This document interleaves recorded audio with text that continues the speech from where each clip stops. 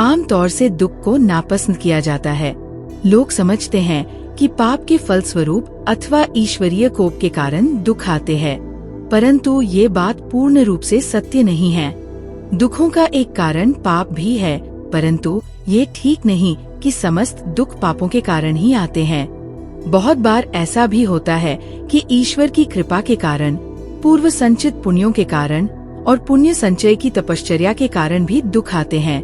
भगवान को किसी प्राणी पर दया करके उसे अपनी शरण लेना होता है, कल्याण के पथ की ओर ले जाना होता है, उसे भव बंधन से, कुप्रवृत्तियों से छुड़ाने के लिए ऐसे दुखदायक अवसर उत्पन्न करते हैं, जिनकी ठोकर खाकर मनुष्य अपनी भूल को समझ जाए, निद्रा खोलकर सावधान हो जाए।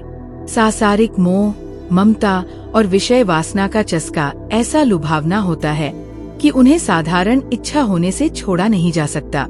एक हल्का सा विचार आता है कि जीवन जैसी अमूल्य वस्तु का उपयोग किसी श्रेष्ठ काम में करना चाहिए, परंतु दूसरे ही क्षण ऐसी लुभावनी परिस्थितियां सामने आ जाती है, जिसके कारण वह हल्का विचार उड़ जाता है और मनुष्य जहाँ का तहाँ उसी तुच्छ परिस्थिति में पड़ा रहता है।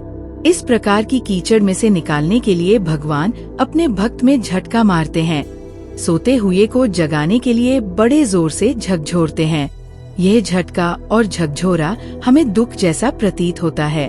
मृत्यु के समीप तक ले जाने वाली बीमारी, परम प्रिय स्वजनों की मृत्यु, असाधारण घाटा, दुर्घटना, विश्वसनीय मित्रों द्वारा अपमान या विश्वासघात जैसी दिल को चोट पहुंचाने वाली घटनाएं इसलिए आती हैं कि उनके जबरदस्त झटके, आघात से मनुष्य तिलमिला जाए और सजग होकर अपनी भूल सुधार ले, गलत रास्ते को छोड़कर सही रास्ते पर आ जाए। धर्म कर्म करने में, कर्तव्य धर्म का पालन करने में असाधारण कष्ट सहना पड़ता है, अभावों का सामना करना पड़ता है। इसके अलावा दुष्टात्मा लोग अपने पाप पूर्ण स्वार्थों पर आघात होता देखकर उस धर्म सेवा के विरुद्ध हो जाते हैं और नाना प्रकार की यातनाएं देते हैं। इस प्रकार के कष्ट सत्पुरुषों को पग पग पर झेलने पड़ते हैं। निसंदेह कुछ दुख पापों के परिणाम स्वरूप भी होते हैं, परंतु ये निश्चित है कि भगवान की कृपा से, पूर्व संचित शुभ संस्कारों से और धर्म सेवा की तपश्चर्या से वे भी आते हैं। इसी प्रकार जब अपने ऊपर कोई विपत्ति आवे तो यही नहीं सोचना चाहिए कि हम पापी हैं, अभागे हैं, ईश्वर के कोप भाजन हैं। संभव है वो कष्ट हमारे लिए किसी हित के लिए ही आया हो, उस कष्ट की तह में शायद कोई ऐसा लाभ दिया हो जिसे हमारा अल्पज्ञ मस्तिष्क ठीक ठीक रूप से न पहचान सके। दूसरे लोग अनीति और अत्याचार करके निर्दोष व्यक्ति को सता सकते हैं। शोषण, उत्पीड़न और अन्याय का शिकार होकर कोई व्यक्ति दुख पा सकता है। अत्याचारी को भविष्य में उसका दंड मिलेगा, पर इस समय तो निर्दोष को ही कष्ट सहना पड़ा। ऐसी घटनाओं में उस दुख पाने वाले व्यक्ति के कर्मों का फल नहीं कहा जा सकता।